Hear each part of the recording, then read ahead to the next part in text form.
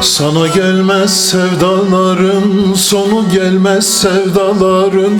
Derim gönlüme söz geçmez, derim gönlüme söz geçmez.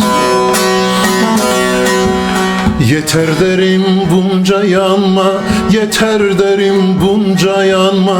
Derim gönlüme söz geçmez, benim gönlüme söz geçmez.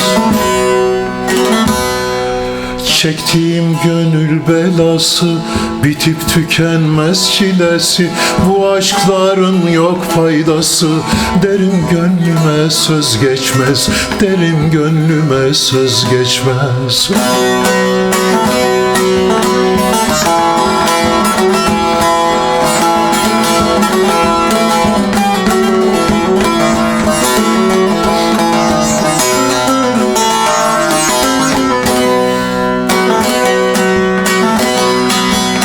Hal derim haldan anlamaz, hal derim haldan anlamaz. Yanar yanar narı bilmez.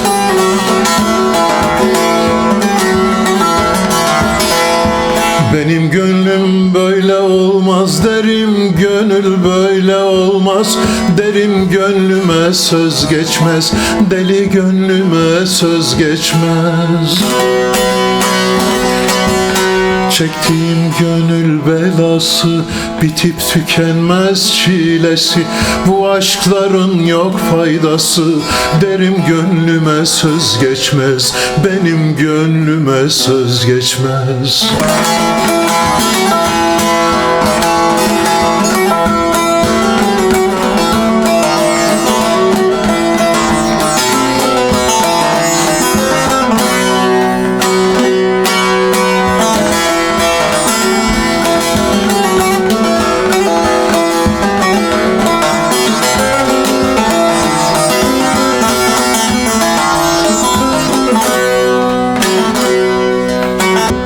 Celal bu gönül uslansın, celal bu gönül uslansın. Be yeter bu yangın dinsin.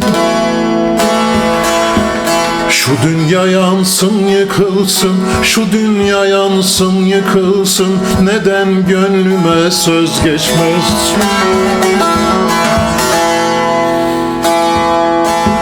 Çektiğim gönül belası, bitip tükenmez çilesi. Bu aşkların yok faydası. Derim gönlüme söz geçmez, benim gönlüme söz geçmez.